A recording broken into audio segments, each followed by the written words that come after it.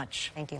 Well, joining me right now, Democratic Congressman John Garamendi of California. He's a member of the Armed Services Committee and has been briefed dozens of times by the Department of Homeland Security on Russia's attempts to tamper in U.S. elections, which means we're awfully glad to have you for the conversation, Congressman. How do these indictments match up with what you've been learning during all these briefings?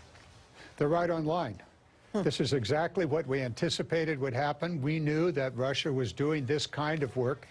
We've known it for some time, actually back to the election itself in the fall of 2016.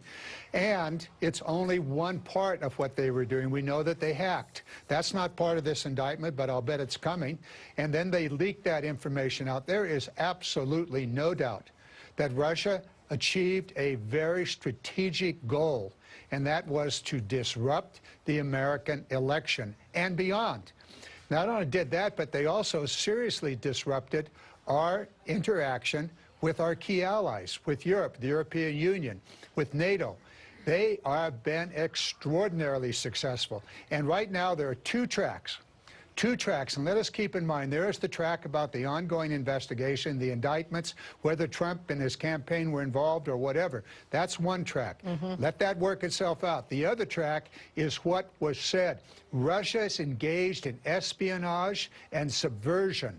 They are, and this is directly from Dan Coats, the head of the National Security Agency, they are doing it now in the current election. We must protect ourselves. We must take action. Sanctions must be immediate, they must be hard, and we must make every effort, every law enforcement, every intelligence agency to strike back. I'm curious if you can stack up what's happened just recently, these indictments. How does it rank among other big developments in the Russia investigation? And that would include the plea deal by former National Security Advisor Mike Flynn. Well, let's put them all together. Now we know, categorically, we know it from H.R. McMaster's, from everybody else that's involved in this, that Russia had a subversive espionage program going on in the United States in which they sent spies, Russian spies, into the United States to subvert our democratic process. That's what the indictment says. And it goes into great detail, timelines, and so forth. We also know that Russia hacked the DNC. We know that they hacked John Podesta's, and then they use that information to influence the American election. We also know that there was a meeting in Trump Tower. We know that that meeting was about Russia offering information to the Trump campaign. These things are beginning to stack up. There is no doubt in my mind why the president refuses to deal with this. You raised the question a moment ago. Why isn't he protecting America? Why isn't he imposing those sanctions? Why? Well, we're going to find out. And when we find out, I'll bet there's going to be an impeachment movement. You mentioned the National Security Agency, and as you know, H.R. McMaster said the evidence now is incontrovertible. How do you square that with what the president is saying about all this, which is basically that he's been vindicated by these indictments? No, the president's out to protect himself. He's not out to protect America. If he was out to protect America, he would be offering an entirely different tweet, one that says, we've had it, we're going after you, Russia, you have subverted our democratic process, you have sent espionage agencies into our country, and you're going to pay the price, Mr. Putin. But that's not what we hear from the president, is it? There's some reason there, and we're going to find out eventually what it's all about, and then there'll be the appropriate action taken. Right now, however, we are less than 2 months away from the next primary election in this nation. We have to take immediate action to protect our most precious democratic process, which is the voting procedures.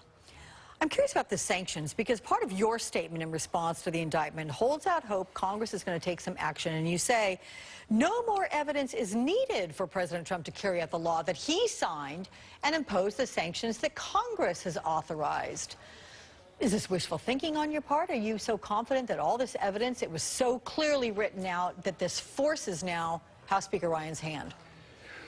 Well, the foundation beneath the president's entire argument is crumbling. His National Security Agency says Russia involved itself in the election. The FBI has put indictments, not only with this current one against the Russians, but also with Flynn. These are the foundations of his defensive argument. It is crumbling beneath his feet. He is scrambling continuing to deny reality, and most importantly, continuing to protect this country. He has taken no action to protect this country from the subversion, from the espionage, and from the effort by the successful effort by the Russian government to completely put this country into disarray. He has fractured our political processes. He has set Americans against each other. He has successfully carried out an information war. Those are Russian words. An information war against the United States of America. Where is the president? Is he protecting us? No, he's protecting himself. Okay. Democratic Congressman John Garamendi of California, thank you very much for your candor and your insights. Appreciate that. Thank you. Coming up next, the specter of scandal. Well, a new report on a Playboy Playmate's alleged affair with then businessman Donald Trump.